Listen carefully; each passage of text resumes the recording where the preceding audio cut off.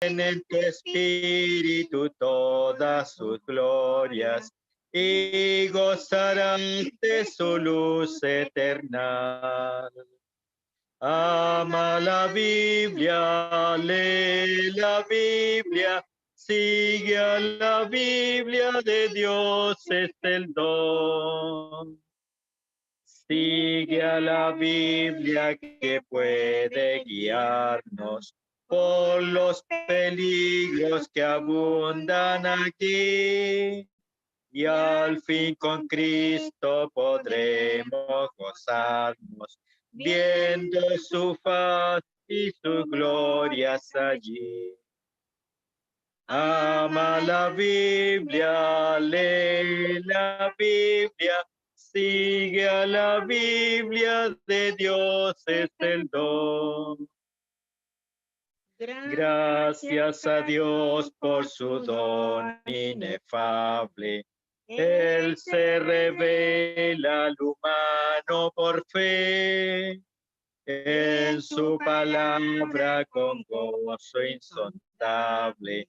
Ya nos llegamos delante del Rey. Ama la Biblia, lee la Biblia, sigue a la Biblia de Dios es el don. Aún en el mundo los cuerpos celestes han de llegar a su punto final. Mas cuando pasen las cosas terrestres, firme estará la palabra eterna. Ama la Biblia, lee la Biblia, sigue a la Biblia de Dios es el don.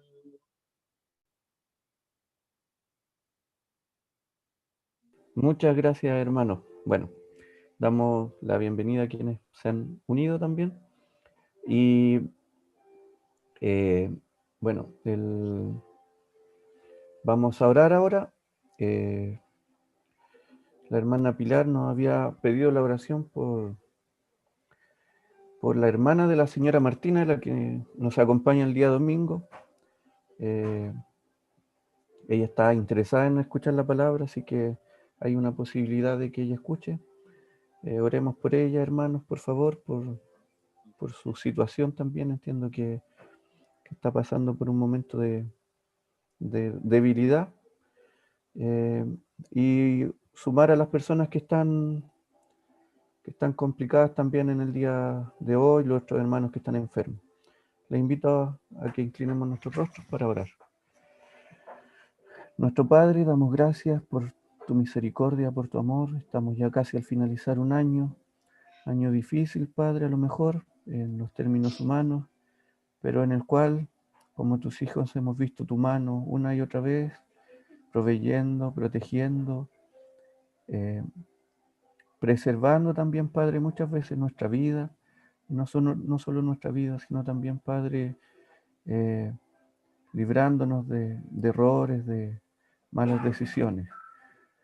Padre, te damos gracias porque tú no nos has dejado solo y como dice tu palabra, tu misericordia que se renueva cada mañana, ha estado cada día de este año con nosotros. Queremos pedir por aquellos que están con nosotros en el día de hoy, cada familia que es representada en este lugar, en este momento.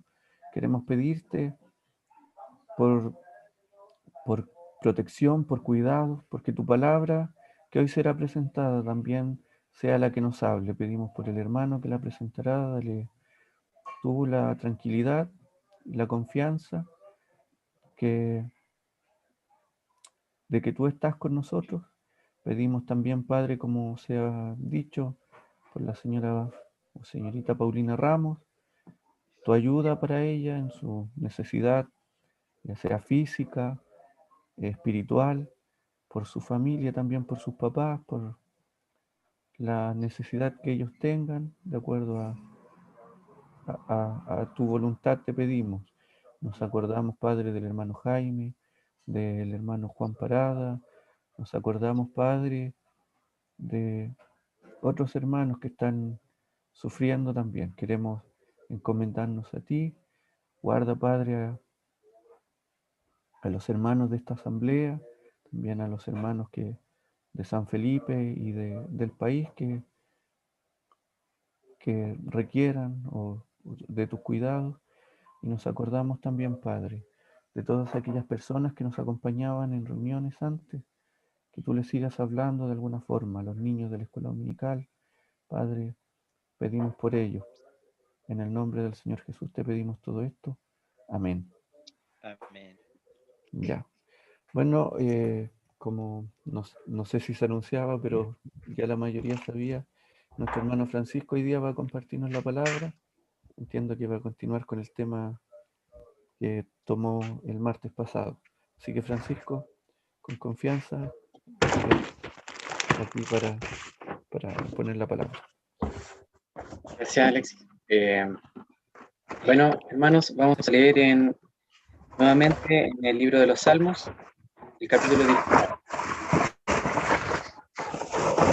Salmos, capítulo 19, versículo 1. Dice así: Los cielos cuentan la gloria de Dios, y el firmamento anuncia la obra de sus manos. Un día emite palabra a otro día, y una noche a otra noche declara sabiduría. No hay lenguaje ni palabras, ni es oída su voz.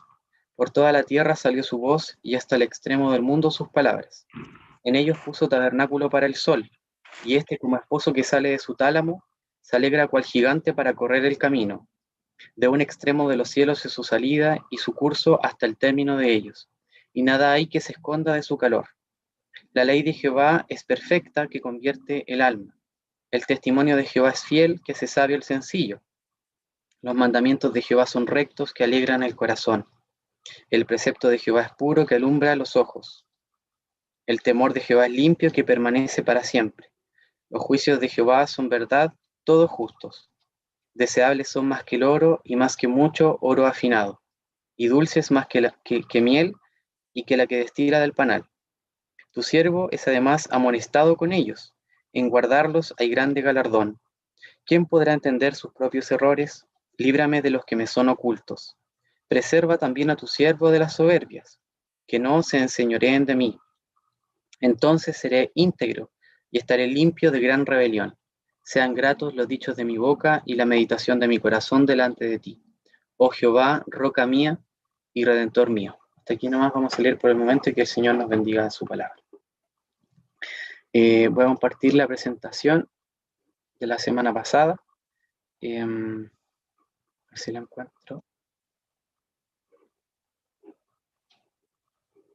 Ahí está. Todavía no.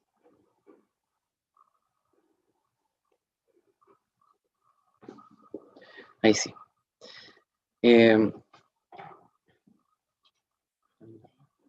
Ya.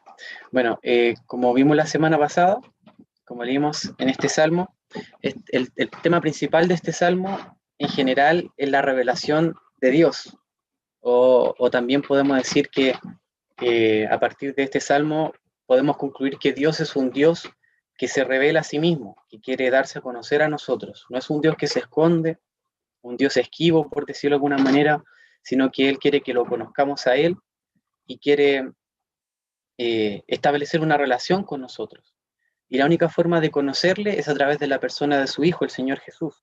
Si bien es cierto, la naturaleza, el universo, las cosas creadas revelan su poder, su deidad, y su palabra escrita revela su voluntad, la persona del Señor Jesús es quien revela de forma más perfecta y completa a la persona o al carácter de Dios. Todo lo que el Señor Jesús dijo, todo lo que el Señor Jesús hizo, de alguna forma nos hablaba acerca de Dios, porque el Hijo, recordemos, otro nombre que él tenía era Emmanuel, Dios con nosotros. Dice Juan también que habitó entre nosotros y vimos su gloria, gloria como del unigénito del Padre, lleno de gracia y de verdad. Entonces, el Señor Jesús es la revelación más completa, postrera, más grande de Dios. Pero aquí en este salmo estamos viendo que la revelación de Dios a través, o sea, principalmente a través de dos medios, a través de la creación, de las cosas hechas, el universo, y la revelación de Dios a través de su palabra escrita. Entonces, nosotros establecimos este esquema. La primera parte, la revelación de Dios a través de la creación, va desde el versículo 1 al 6. Y dentro de esta porción también hay otras divisiones. Por ejemplo, la revelación de Dios a través de los cielos y la revelación de Dios a través de este cuerpo celeste principal, por así decirlo, que es el sol. La segunda parte va desde el versículo 7 al 11, que habla acerca de la ley de Dios, la revelación de Dios a través de su palabra escrita, la Biblia. Para aquellos que estén escuchando por primera vez, cuando hablamos de la revelación escrita de Dios, hablamos de la Biblia, la palabra de Dios que tenemos acá en nuestras manos o en nuestros celulares. Y la última parte es la respuesta del salmista, la respuesta del hombre que escribió este salmo. Se le atribuye normalmente a David, y que es una respuesta de, por así decirlo, de confesión de pecado, de temor de pecar contra Dios, de un deseo de ser acepto, ser íntegro, ser limpio delante de Dios, de hacer la voluntad de Dios, y un deseo de agradar a Dios por medio de la alabanza. Entonces, la semana pasada hablamos de la primera parte, de los versículos 1 al 6. Vimos que los cielos cuentan la gloria de Dios. Hay un mensaje que está siendo emitido todos los días. De hecho, en el versículo 2 dice: un día emite palabra a otro día, y una noche a otra noche declara sabiduría. Estos versículos o estas expresiones nos hablan acerca de la regularidad, de la continuidad en que este mensaje está siendo emitido. ¿Cuál es el mensaje? El mensaje que emiten los cielos, que emite la creación, desde las cosas más microscópicas, pequeñas, hasta las cosas más masivas y gigantes. El mensaje que emiten es: hay un Dios creador, que es grande y poderoso, soberano. Hay un Dios que es sabio, y que con su sabiduría creó todo lo que existe. Me Que tengo que diseñó, destapar este hoyo de hoy día. y Estaba medio tapado. este es el Dios que creó todo. Ese es el mensaje. Y este mensaje está siendo emitido pese a que nosotros no lo escuchemos. A veces estamos tan ensimismados en nuestros quehaceres, en nuestras ocupaciones, de alguna forma, en el sentido figurado, estamos siempre con la cabeza o con el cuerpo encorvado mirando hacia el cielo, hacia el suelo, y nunca levantamos nuestros ojos para mirar al cielo y poder recibir este mensaje, y mirar las estrellas y decir: Dios es sabio, Dios es poderoso, Dios creó todo esto, y si esto es tan grande y tan, de alguna forma, perfecto, todo funciona de forma tan perfecta, entonces el Dios que lo creó es aún más perfecto y grande y poderoso. Entonces, hay un mensaje que está siendo emitido con regularidad, y los hombres, algunos escuchan, otros no escuchan. Pero el Salmo es una invitación a que escuchemos. Hay un Dios creador. Dice el necio en su corazón: no hay Dios. O sea, en la Biblia llama necios a los que dicen que no hay Dios.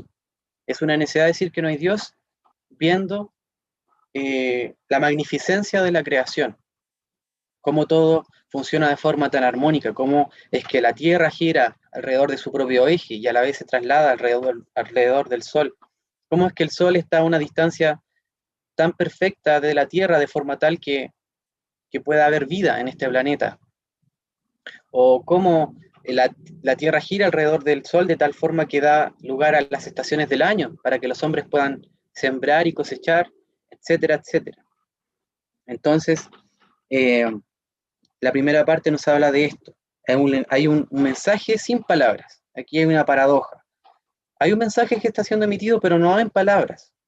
Y la forma en que nosotros podemos recibir este mensaje no es con los oídos, sino con la vista, por decirlo de alguna manera, ¿cierto? Mirando la creación. Y luego habla del sol. El salmista habla del sol y dice: en ellos puso tabernáculo para el sol. En la antigüedad, las personas, los pueblos paganos adoraban al sol, adoraban a la luna. Y de hecho, leímos también un versículo en el libro de Job, en que él dice que él jamás vio, al ver el sol y al ver la luna resplandecientes, elevó un beso de honor al cielo, como si estos fueran dioses. Jamás él hizo eso, sino que él siempre adoró no a la creación, sino al Creador, al Creador. Entonces, en la antigüedad, todos los pueblos que rodeaban a Israel adoraban al sol, adoraban a la luna, a las estrellas, etc. Incluso tenían dioses, por ejemplo, habían dioses que representaban los ríos, o dioses que representaban los animales. Pero los israelitas tenían prohibido adorar a otros dioses aparte de Yahvé, el creador de todo lo que existe. Y aquí dice que Dios es superior al sol, porque Él le puso su lugar, Él lo puso, le dio una tienda, un tabernáculo, un lugar donde estar. El Señor ha creado el orden establecido. Entonces es superior al sol. Y se compara al sol como un esposo que sale de su cámara nupcial, de su tálamo, de la cama matrimonial, por decirlo de alguna manera. Entonces esto es una forma poética de ilustrar el recorrido del sol en el cielo, ¿cierto? Se levanta como si se estuviese levantando de la cama y recorre el cielo y luego vuelve a acostarse. O también se le compara con un gigante o como un guerrero poderoso, fuerte, que se levanta para correr el camino. Entonces habla de lo radiante que es el sol, habla de lo poderoso que es el sol, cómo esta estrella emite calor y calienta nuestro planeta y nos da, de alguna forma, también en este proceso hay una especie de alegría, porque dice, se alegra cual gigante, o sea, de alguna forma el sol representa la alegría, y de hecho, muchas veces en la cultura el sol es representado como símbolo de alegría, porque el sol emite calor, emite luz, el verano las personas pueden salir más a las calles, los cielos no están grises, ni nublados, ni oscuros, sino que están radiantes, eso provoca un cambio de ánimo en las personas. Y esto representa en alguna manera el gozo de Dios. Dios no es un Dios que esté todo el tiempo entristecido, pese a que Él se entristece por algunas cosas como la incredulidad de las personas, pero Dios es un Dios alegre y esta alegría de alguna forma refleja en algunos aspectos de su creación. Por ejemplo, en este astro impresionante que es el Sol, en la creación, por ejemplo, en las miles de especies de pájaros que hay, sus colores vivos, la forma en que se mueven, la forma en que se comportan, todo esto refleja de alguna manera la alegría, el gozo que hay en la presencia de Dios. Hay un salmista, un salmo que dice, en tu presencia hay plenitud de gozo, delicias a tu diestra para siempre. Entonces, el gozo, la alegría que hay en la presencia de Dios se refleja en la creación. Y este sol recorre un camino desde un extremo de los cielos en su salida y su curso hasta el término de ellos. Y no hay nada que se esconda de su calor. Es decir, no hay ninguna parte, ninguna porción del planeta, de nuestro planeta, que no reciba los rayos del sol. De hecho, en algunos lugares no hay noche por meses, está de día por meses. Y luego de esta primera parte, venía esta otra parte que no alcanzamos a ver la semana pasada, que es la revelación de Dios a través de la palabra escrita. Habíamos dicho que una de las diferencias entre estas dos partes es que en la primera parte, es decir, la revelación de Dios a través de la creación, el salmista se refiere al Creador como Dios, su nombre o título, por decirlo, más común, más general. En cambio, y solamente se menciona una sola vez en el versículo 1, los cielos cuentan la gloria de Dios. Pero en la segunda parte, el salmista se refiere al Creador como Jehová o Yahvé, que es el nombre personal de alguna forma de Dios. Es el nombre con que Dios se reveló a su pueblo de Israel antes de sacarlos de la esclavitud en Egipto. Es un nombre personal. Entonces, esto nos habla de que a través de la creación, de la revelación general, a través del universo, podemos conocer algunas cosas sobre Dios, como su eterno poder y deidad, como dice la carta a los Romanos, ¿cierto? Las cosas invisibles de Él, su eterno poder y deidad, se ven claramente desde las cosas hechas, o sea, no, perdón, desde la creación del mundo, siendo entendidas por medio de las cosas hechas, ¿cierto? De modo que no tienen excusa, o sea, las personas no tienen excusa para ser ateas, ¿cierto? Según este versículo. Porque todo ser humano recibe esta revelación general de Dios a través de la creación. Y esta creación da testimonio de que hay un Dios y que este Dios es poderoso y es real. Pero a través de esta creación no le podemos conocer a Él personalmente, no podemos conocer su carácter, no podemos conocer su persona, no podemos conocer su voluntad para con nosotros, no podemos conocer ni sus mandamientos, ni la forma en que Él obra en los asuntos humanos, la forma en que Dios, no podemos conocer el plan de Dios que Dios ideó para redimir tanto a la humanidad como a la naturaleza. Entonces, todas estas cosas las conocemos a través de la palabra escrita. Por eso se revela aquí a Dios de una forma más personal, y por eso se utiliza el nombre Jehová o Yahvé. Y entonces la revelación escrita es un poco más específica, más completa. Bueno, es completa, es perfecta, y es más específica que la revelación general. Entonces vamos a ver esta parte. Yo voy a ir acá al final, donde tengo un cuadrito, este cuadro.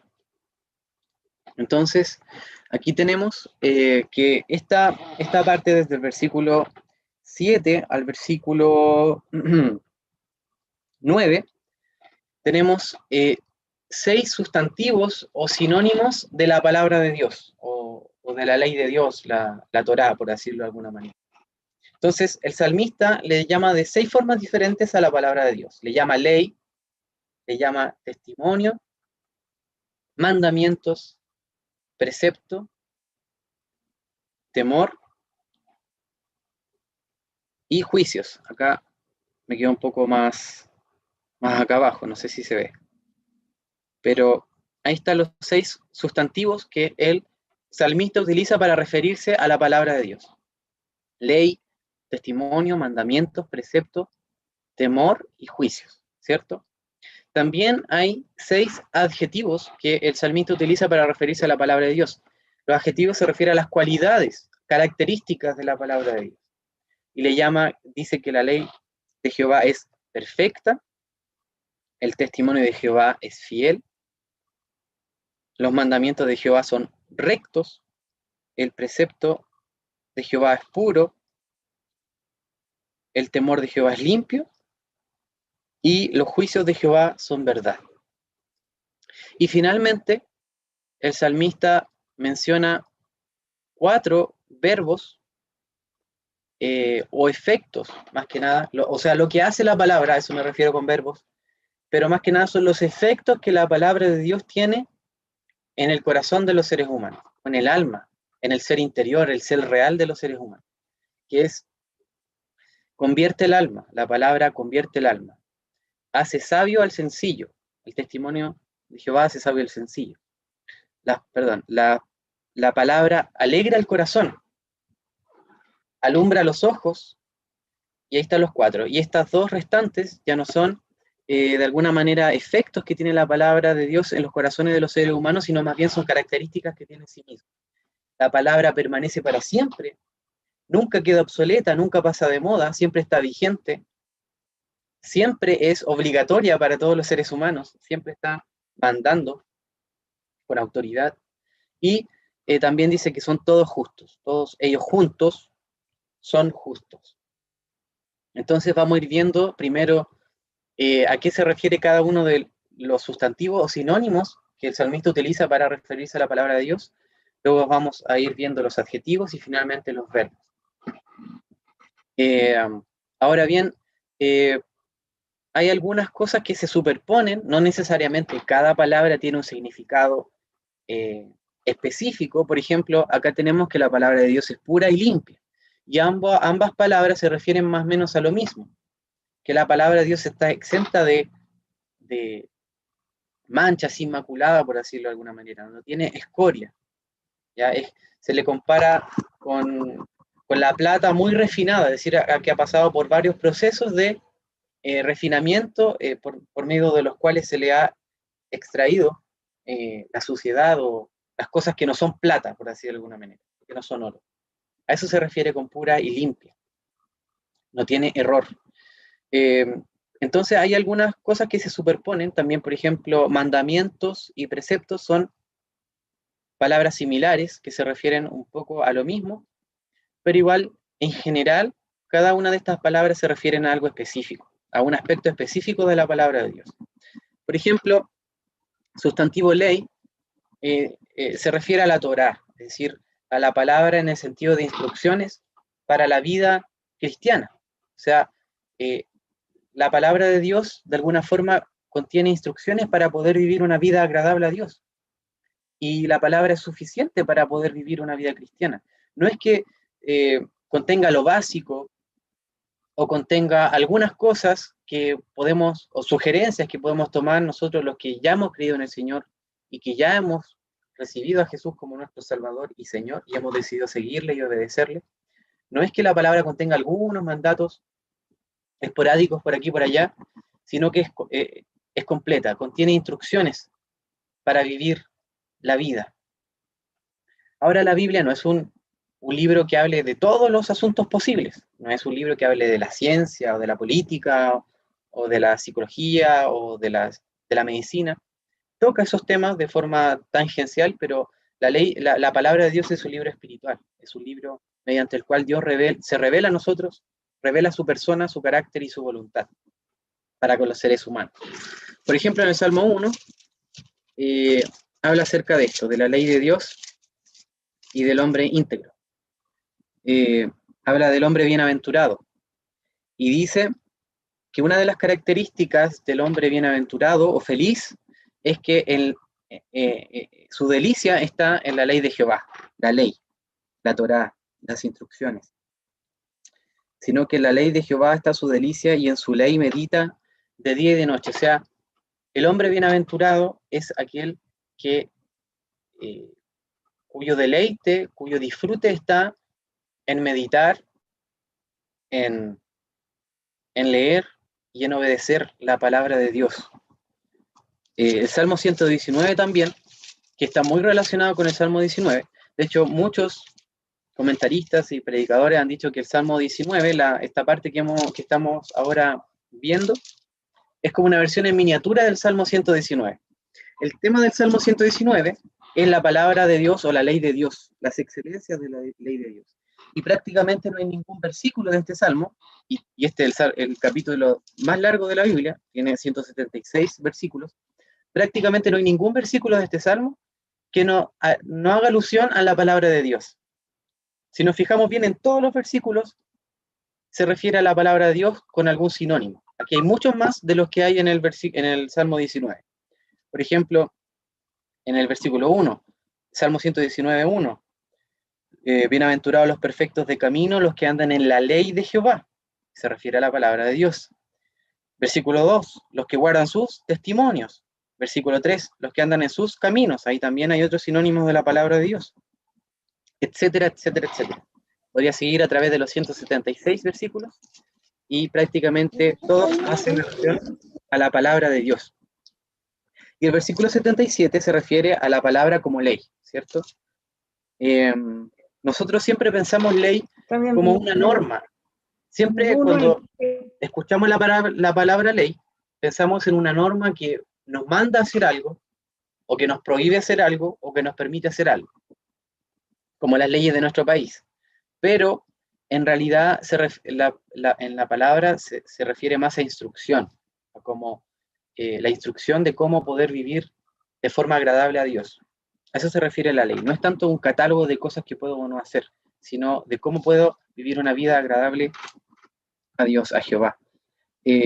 Entonces el Salmo 119, el versículo 77, dice: vengan a mí tus misericordias para que viva, porque tu ley es mi delicia. Nuevamente habla de el deleite del bienaventurado que tiene en la palabra de Dios. El versículo 174 también He deseado tu salvación, oh Jehová, tu ley es mi delicia. Nuevamente hace alusión a la ley de Dios, la ley de Dios. Y también en el Salmo 37, versículo 30, dice lo siguiente.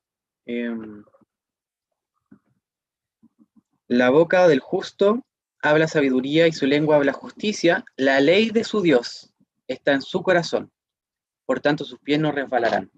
Aquí habla de la internacional,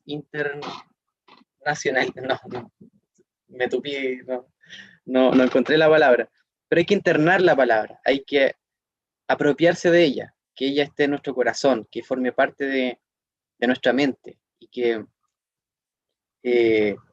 podamos guardarla, no en un sentido de memorizarla, sino de obedecerla, de que ella forme parte de nuestra vida práctica. Otro sustantivo para referirse a la ley de Dios que utiliza el salmista en el Salmo 19 es testimonio.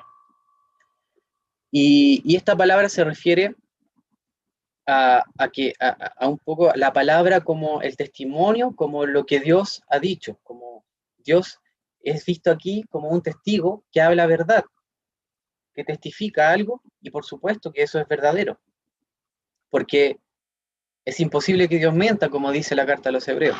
Primera de Juan, capítulo 5, versículo 9, habla de esto, este testimonio. Primera de Juan, capítulo 5, versículo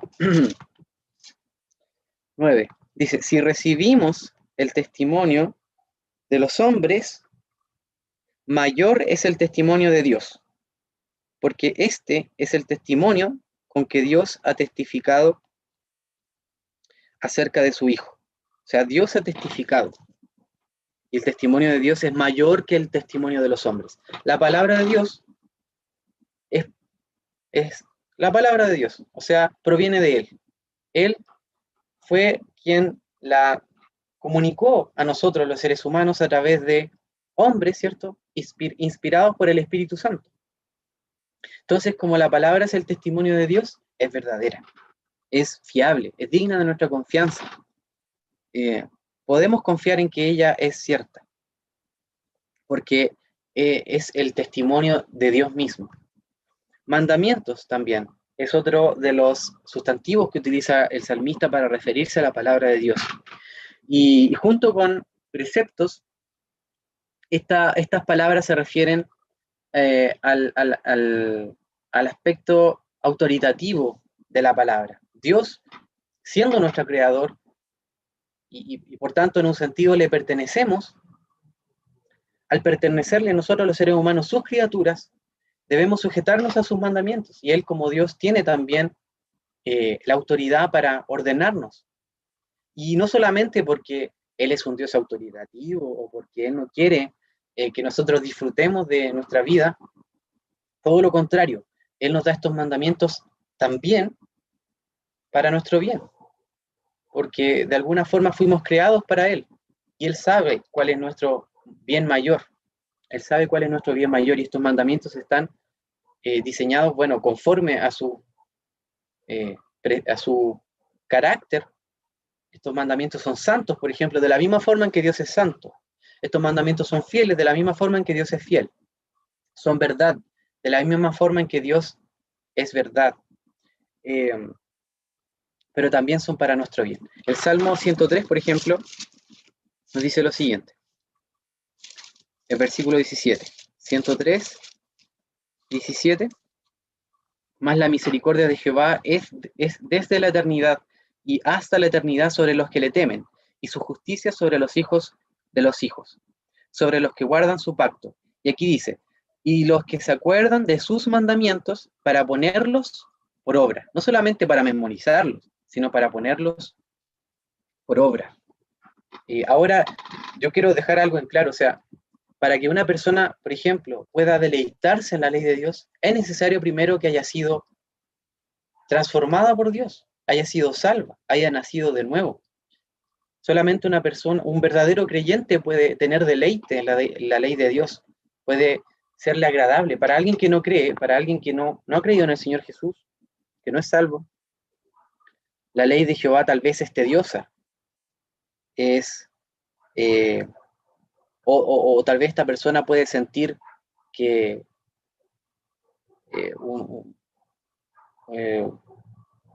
por así decirlo, que esta palabra es autoritativa en el sentido que restringe su libertad. Pero para el verdadero cristiano, obedecer la ley de Dios es la verdadera libertad. Pareciera ser una contradicción, ¿cierto? ¿Cómo obedecer una ley? ¿Cómo sujetarme yo a una ley va a significar para mí libertad? Pero todo lo contrario, los seres humanos somos esclavos del pecado, no somos libres para hacer la voluntad de Dios. Y solamente obedeciendo sus mandamientos somos verdaderamente libres.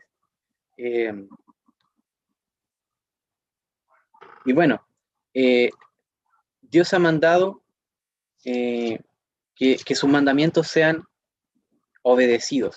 El Salmo también 111 habla acerca de los mandamientos de Dios. Versículo 7. Las obras de sus manos son verdad y juicio, fieles son todos sus mandamientos. Y el Salmo 119, hay muchos versículos que nos hablan de esto, pero voy a leer el versículo 4 y 5. Salmo 119, 4. Tú encargaste que sean muy guardados tus mandamientos. Ojalá fuesen ordenados mis caminos para guardar tus estatutos. O sea, el salmista aquí desea obedecer la ley de Dios. Este es un deseo que solamente un cristiano verdadero puede manifestar, ¿cierto? Desea agradar a Dios, desea obedecer a Dios. Desea, y obviamente se acongoja y se avergüenza y se siente mal y siente tristeza cuando no puede obedecer estos mandamientos. Por eso dice, ojalá fuesen ordenados mis caminos para guardar tus estatutos. Entonces no sería yo avergonzado. Versículo 8, tus estatutos guardaré, no me dejes enteramente.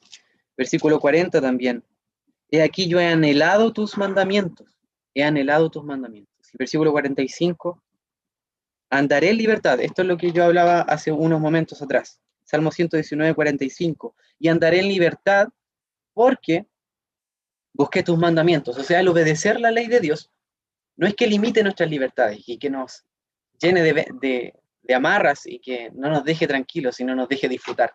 Todo lo contrario. Aquí el salmista dice, andaré en libertad cuando busque tus mandamientos. Aunque parezca una contradicción, la verdadera libertad es poder obedecer la ley de Dios.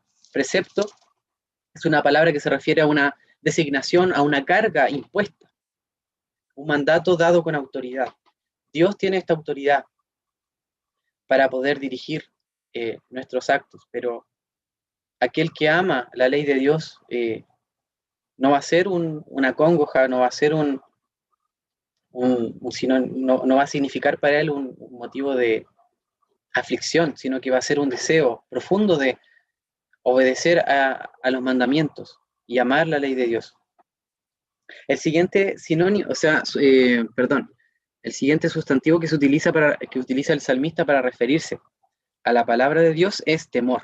Y aquí hace alusión a la respuesta que la palabra de Dios debería tener en nosotros, los seres humanos.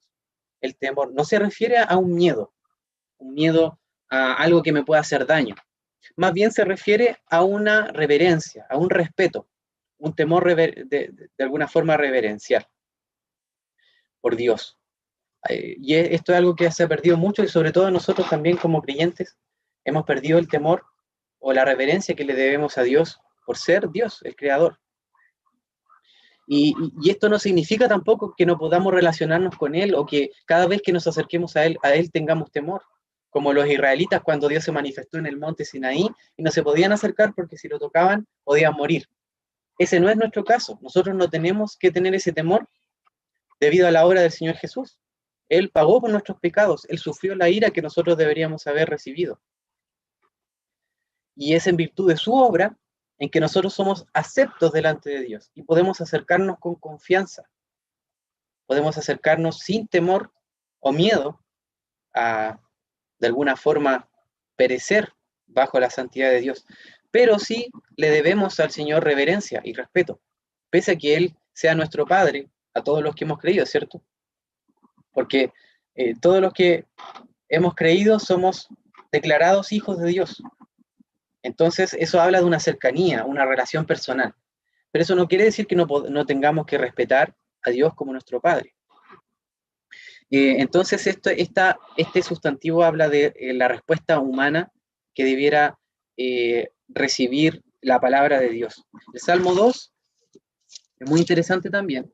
El Salmo 2 habla del ungido, el Mesías, el rey ungido de Jehová, que es el Señor Jesús. Y en el versículo 11 dice, servid a Jehová con temor y alegraos con temblor. O sea, podemos alegrarnos, podemos adorar, acercarnos con alegría a Dios, pero también debemos hacerlo con temblor. Hay una dicotomía, por así decirlo, o no dicotomía, sino una mezcla de alegría y de gozo, pero a la vez también de respeto y reverencia. Hay otra versión, voy a buscarla acá. No recuerdo qué dice la NBI. El versículo 11. Sirvan al Señor con temor, con temblor, ríndanle alabanza. Y la versión de las Américas,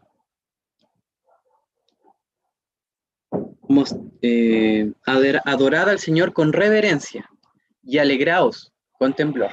O sea, aquí debemos hacerlo con alegría y con gozo, pero también con un respeto. Proverbios 1:7 también, el principio de la sabiduría es el temor de Jehová. Y si nos preguntamos o queremos una definición de lo que es el temor de Dios, podemos también leer en Proverbios 8:13. ¿Qué es el temor de Dios? ¿Qué es temer a Dios? Proverbios 8:13 dice, el temor de Jehová es aborrecer el mal. Es decir, aborrecer las cosas que Dios aborrece. Aborrecer el mal, la soberbia y la arrogancia, el mal camino y la boca perversa, aborrece, dice el Señor. Bueno, la sabiduría. El temor de Jehová es aborrecer el mal. Otra de los sustantivos que se utiliza para referirse a la palabra de Dios es juicios. Y aquí el salmista se refiere a las decisiones judiciales de Dios, la forma en que Dios se comporta o interviene en los asuntos humanos. Dios es justo cuando Él castiga. Nosotros somos injustos, muchas veces los padres son injustos al castigar a sus hijos porque el castigo tal vez sobrepasa, es más fuerte que la ofensa, por así decirlo. ¿Por qué? Porque muchas veces los padres castigan con ira, no castigan de forma justa. Dios, en cambio, Él jamás va a obrar o va a ejecutar su juicio de forma injusta, de una forma desproporcionada o de una forma más leve. Por ejemplo, esto lo vemos en el contexto de juicio en Apocalipsis. Apocalipsis capítulo 16, me parece que son las copas de la ira. ¿Sí?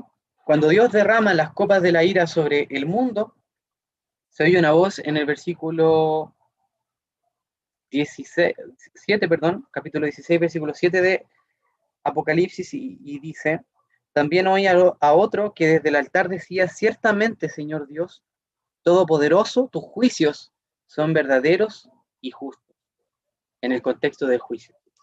Y también en el mismo libro Apocalipsis, pero el capítulo 19, versículo 2, porque sus juicios son verdaderos y justos. Ha juzgado a la gran ramera, dice acá, que ha corrompido a la tierra con su fornicación y ha vengado la sangre de sus siervos de la mano de ella. Esos son los juicios de Jehová, la forma en que Él interviene en los asuntos humanos y que Él ejecuta su voluntad en la tierra. Ahora, no sé si vamos a alcanzar a verlos todos, pero los adjetivos que el salmista utiliza para referirse a la palabra de Dios, cualidades de la palabra de Dios. Como decía al principio, la palabra de Dios es perfecta. No solamente que está ausente de imperfecciones, de errores, sino que es completa, contiene todo lo que necesitamos para poder vivir una vida agradable a Dios. En Romanos también se enumeran las características de la voluntad de Dios. Romanos 12:2.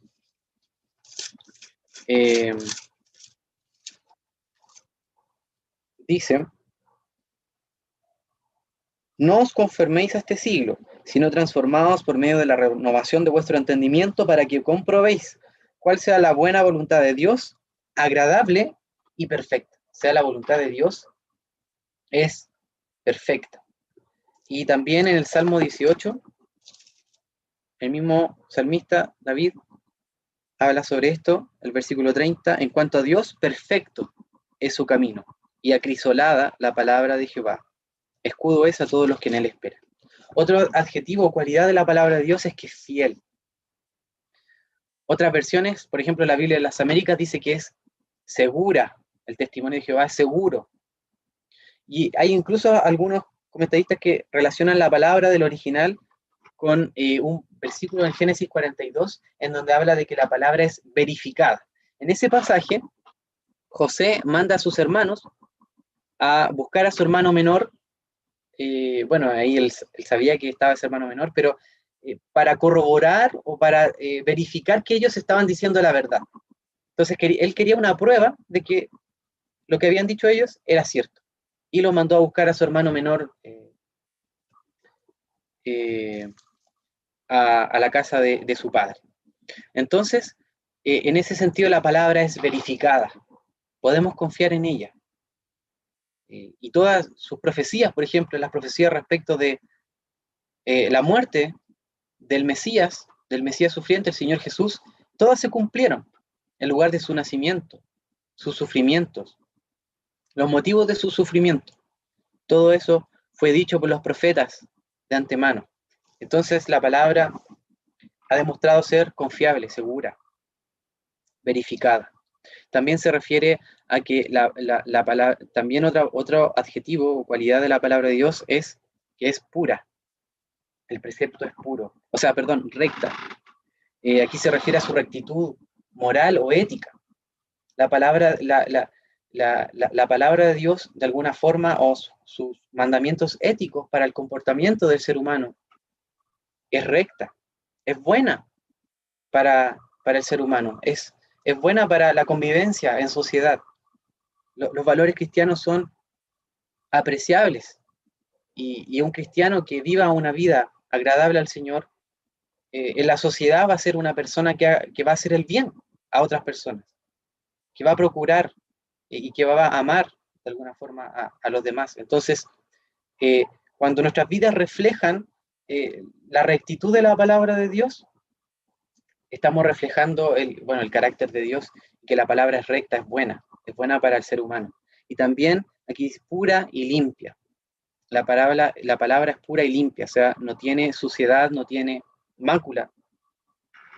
Y de alguna forma contrasta con la palabra de los hombres. En el Salmo 12 hay un contraste interesante, porque dice en el Salmo 12, versículo 6, que las palabras de Jehová son palabras limpias. Son palabras limpias. ¿Y por qué dice esto el salmista? Porque antes está hablando de la palabra de los hombres. Salmo 12:1, bueno, el versículo 2 dice, habla mentira, cada uno con su prójimo. Hablan con labios lisonjeros y con doblez de corazón, es decir, dicen una cosa, pero en su interior hay otra cosa. Jehová destruirá todos los labios lisonjeros, es decir, estas personas que halagan, que dicen palabras para congraciarse con las personas, para agradarles, pero en su corazón en realidad hay otra cosa. Sus palabras no reflejan lo que hay en su interior. Labios lisonjeros y la lengua que habla jactanciosamente, es decir, personas que se creen más de lo que son, que se creen superiores a otros. Entonces, en contraste con las palabras de los hombres, que son lisonjeras, engañosas, que dicen una cosa y hacen otra, que los hombres engañan a otros hombres, en contraste con todo eso, esas relaciones humanas, la palabra de Dios es una palabra limpia. No hay doblez de corazón en la comunicación de Dios a nosotros. Todo lo que Dios nos dice es recto, es verdadero, no hay engaño. Y por último, los juicios de Jehová son verdad. Esta palabra puede también traducirse como fiel, cierta, estable, digna de confianza, digna de nuestra confianza, es verdadera. Y por la sencilla razón de que esta palabra es de origen divino. Es como si Dios hablara a nosotros directamente. Cuando leemos la palabra, podemos leer las palabras de Dios. Hay un predicador que decía, ¿quiere escuchar la voz de Dios? No ande buscando experiencias extáticas, místicas. Para oír la voz de Dios, podemos leer la palabra. Y ahí Dios nos habla a nosotros. Y es digna de nuestra confianza. El Salmo 119, nuevamente, tiene un versículo afín. El 160 dice, la suma de tu palabra es verdad. Es verdad. La suma de tu palabra es verdad. Y bueno, voy a tratar de ir apurándome para poder alcanzar, pero aquí vamos a comenzar a ver los efectos que provoca o que puede tener la palabra de Dios en nuestros corazones. Para empezar dice, convierte el alma. La ley de Jehová es perfecta que convierte el alma. O sea, está dirigida a nuestro ser interior, a nuestro corazón, a nuestro espíritu, por decirlo de alguna manera también. La ley de Jehová es perfecta que convierte el alma.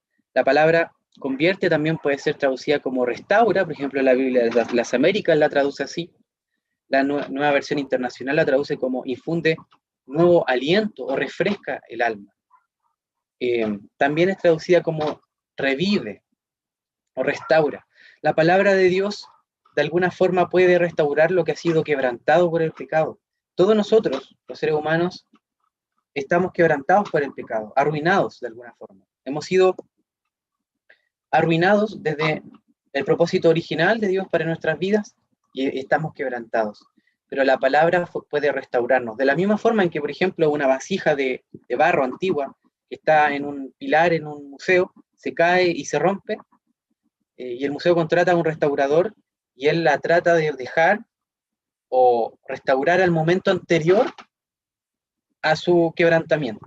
¿Sí? Trata de dejarla de la misma forma en que se encontraba antes de ser quebrantada.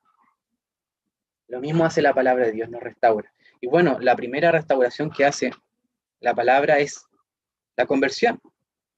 ¿Cómo puede ser salva una persona? ¿Cómo puede una persona ser perdonada de sus pecados, limpia? ¿Cómo puede una persona conocer al Señor? Por medio o por exponerse o por oír la palabra de Dios, por estar expuesta a la predicación de la palabra de Dios. Primera de Pedro 1:23 habla del nuevo nacimiento, siendo renacido, dice. Primera de Pedro 1:23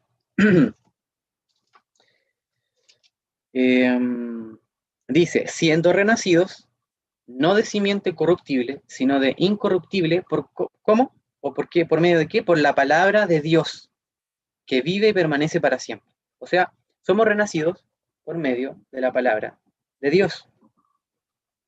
Hay otro versículo también, que es muy sencillo, muy fácil de entender, que es Efesios 1, capítulo 1.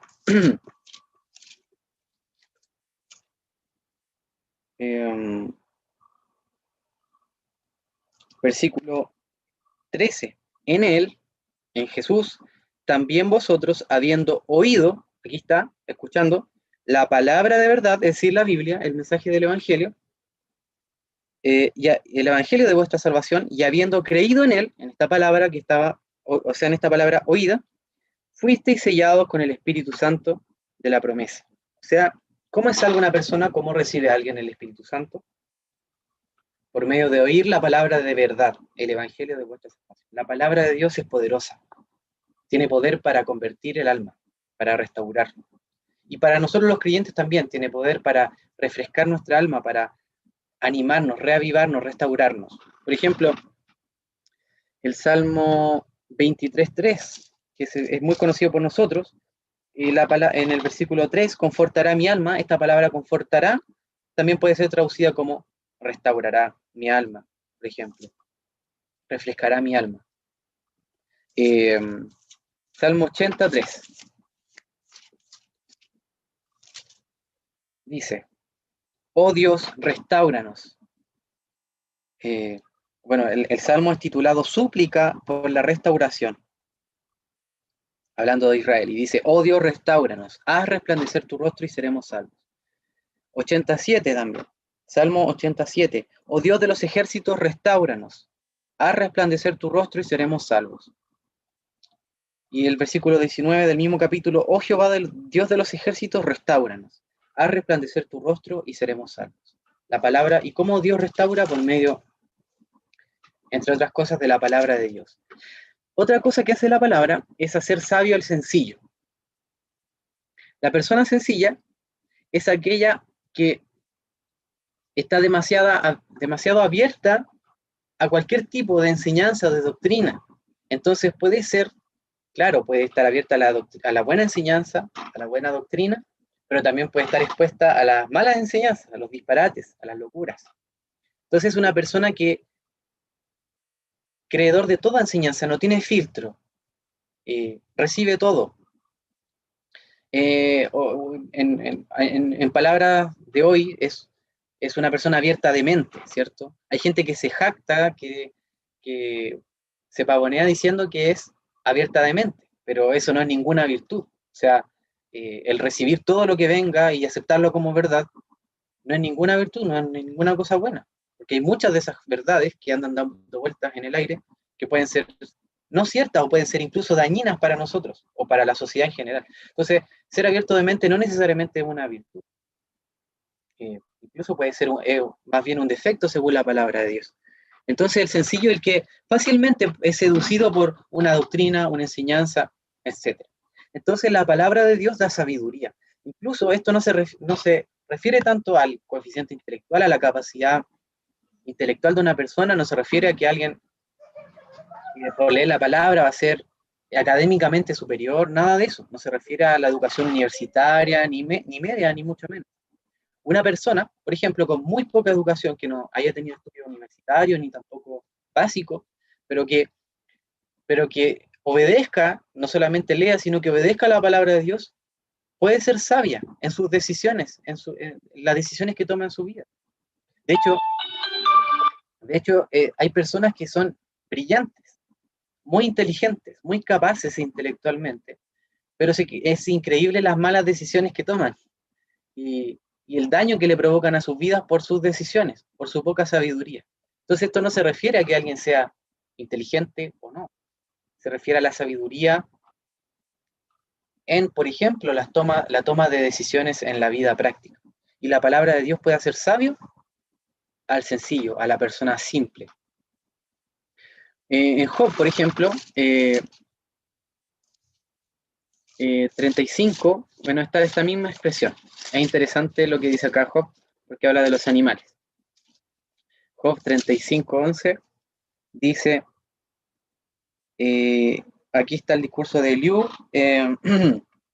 hablando de Dios, y dice, hablando de Dios, que nos enseña más que las bestias de la tierra, y nos hace sabios más que las aves del cielo. O sea, aquí habla de que Dios hizo al ser humano de una forma distinta a los animales, y los hizo más sabios, los creó con raciocinio, con la capacidad, una voluntad, ciertos sentimientos, etc.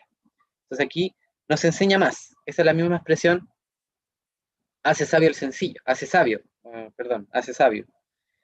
O también la misma expresión está en el Salmo 119, versículo 98.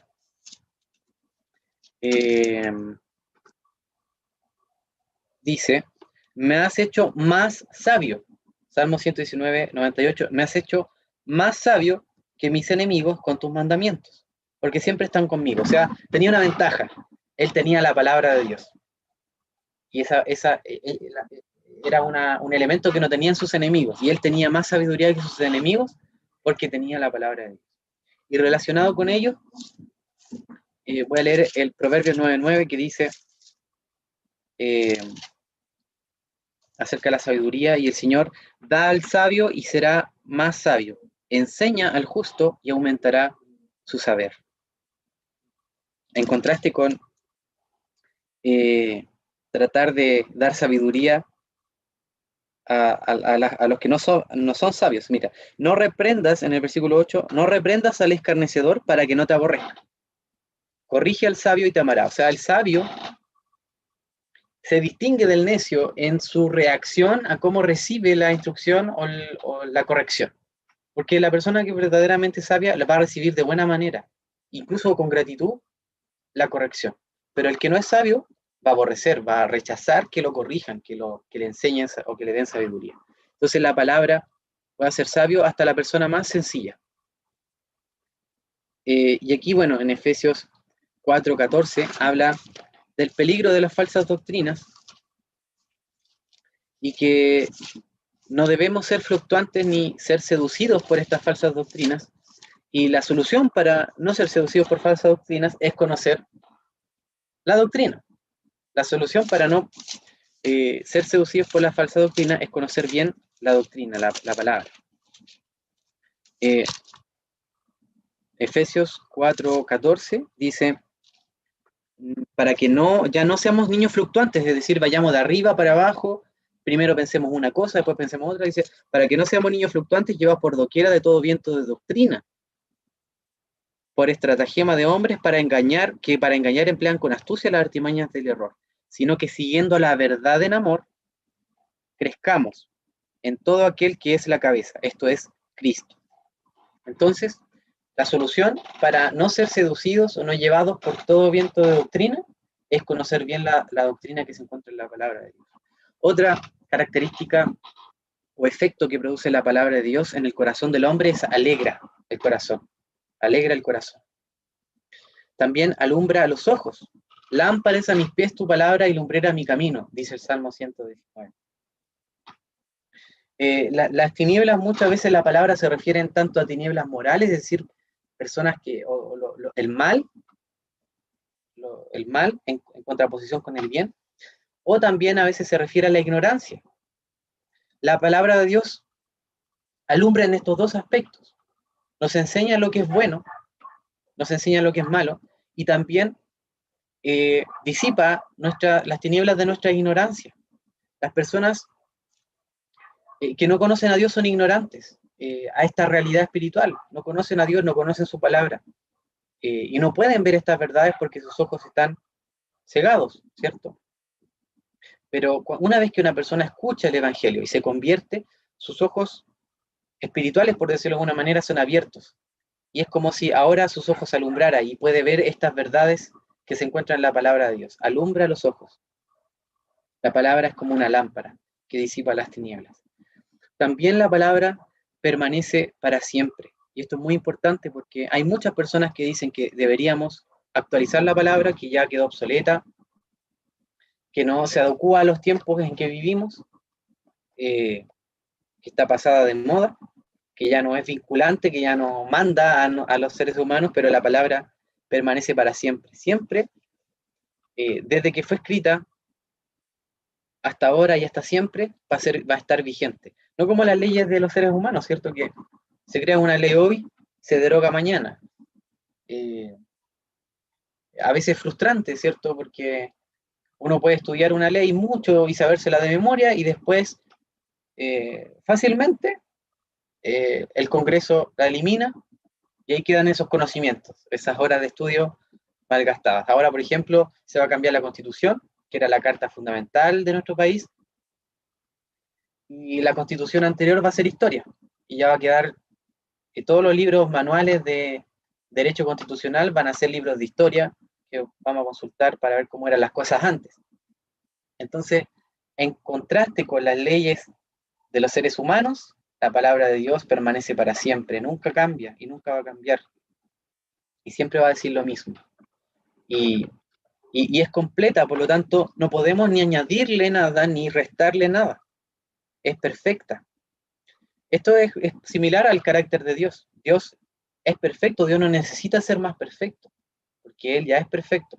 Si a mí me dicen, por ejemplo, tú eres mejor que antes, eres mejor que el Francisco que conocí hace 5 años, es un halago para mí.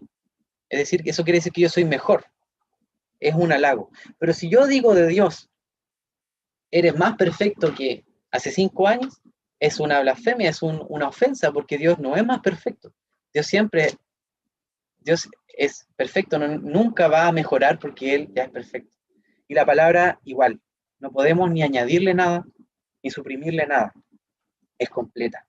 Y por último, los mandamientos, o sea, los juicios de Jehová son verdad, todos justos. Y aquí esta palabrita es especial. Todos justos, o sea, todos juntos, es decir, todos juntos en su totalidad son justos, es decir, de una pieza. No podemos escoger unas partes y otras desecharlas.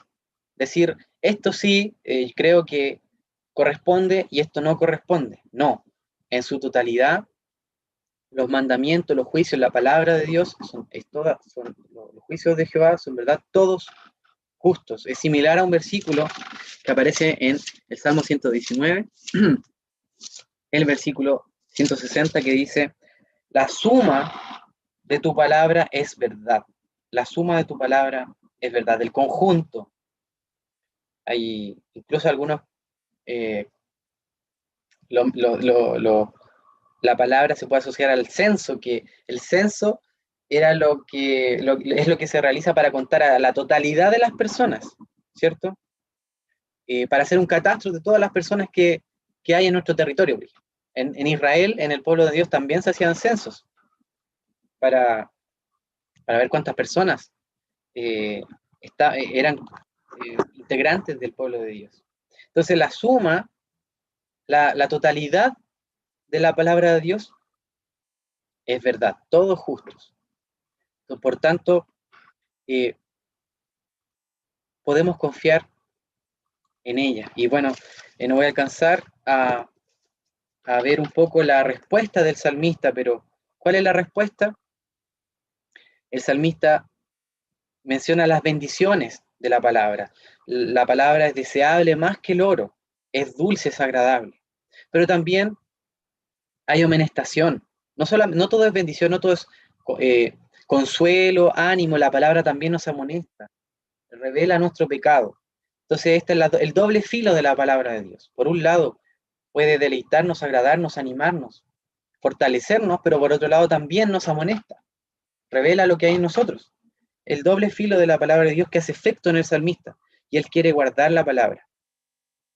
También él piensa que puede tener pecados ocultos en su corazón, y le pide al Señor que los revele. A veces hay pecados que están ahí sin que nosotros nos demos cuenta, que son los más peligrosos porque son los menos manifiestos. Y el salmista está tan de alguna forma convencido de pecado que él dice, líbrame incluso de los pecados más ocultos que hay en mi corazón. Ese es su deseo. Y habla de sí mismo como el siervo, o sea, él le pertenece a Dios. Dice, tu siervo, en el versículo 11, tu siervo. En el versículo 13, tu siervo.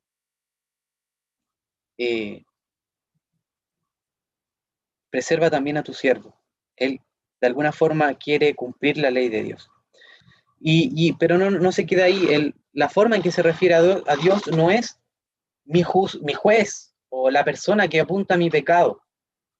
En el último versículo, él se refiere a Dios como roca mía, redentor mío, o sea, el lugar donde él puede refugiarse. No se refiere a Dios como su juez, como su acusador, el fiscal, por así decirlo de alguna manera, que lo acusa de todos sus crímenes, de todos sus pecados. Él se refiere a Jehová, Yahvé, como su refugio, roca mía y redentor mío, de la misma forma que en el Salmo 18. Salmo 18, versículo 1 dice, te amo, oh Jehová, fortaleza mía, Jehová roca mía y castillo mío, mi libertador, Dios mío, fortaleza mía, en él confiaré, mi escudo y la fuerza de mi salvación, mi alto refugio. O sea, el Señor era el lugar, por así decirlo, el lugar donde él se puede refugiar, donde él se podía esconder de la tormenta, esconder de la aflicción. Ese es su lugar secreto donde él hallaba confianza y deleite. Bueno, espero que haya sido de provecho esta palabra para todos nosotros. Me pasé un poco y pido perdón, pero vamos a orar para terminar. Padre Celestial, te damos gracias porque eres un Dios que te revelas a los seres humanos, que nosotros somos pecadores, rebeldes contigo, para contigo. Nos hemos revelado, pero tú, oh Dios, eres un Dios que se revela, que quiere darse a conocer, que quiere establecer una relación con nosotros. Te pedimos especialmente por las personas que están escuchando a través de Zoom, a través de YouTube, que no te conocen aún, que no han conocido a tu Hijo, el Señor Jesús, a quien tú has enviado para librarnos, para salvarnos de nuestros pecados. Te pedimos especialmente por ellos, para que tú alumbres con tu palabra en sus ojos y que ellos puedan ver la salvación que tú has provisto para todo aquel que cree. Bendice también tu palabra en los corazones de tus hijos aquí presentes, que sea de provecho, fortaleza, ánimo, porque tu palabra tiene poder, no el que habla, sino tu palabra es la que puede revivir, puede animarnos, restaurarnos, fortalecernos. Y, oh Padre, queremos dejar esto en tu presencia, agradecidos, en el nombre del Señor Jesús. Amén. Amén. Gracias, Francisco, pues, por tu diligencia en el estudio de la palabra y tu preparación, y por el mensaje, obviamente, muy práctico y necesario para todos nosotros. Antes de comentar la palabra, como es común, quería saludar a las personas que están en YouTube. Nosotros no los conocemos, no sabemos quiénes son si no nos hablan. Sabemos que estaba la hermana Roxana Iturra, porque nos saludó por ahí. Pero un cordial saludo a todos los que están ahí. Y nuestra próxima reunión va a ser el día jueves, a esta misma hora, a las 7:30, por si desean acompañarnos. Nosotros vamos a seguir conversando, todavía no se va a cortar YouTube, pero es para que las personas de YouTube también se sientan bienvenidas y que sepan que estamos contentos de que estén con nosotros. Bueno, el micrófono va a quedar abierto, o más bien podemos abrir nuestros micrófonos para saludarnos, para conversar, para comentar la palabra, como se hace comúnmente. Saludos a todos los hermanos que están presentes.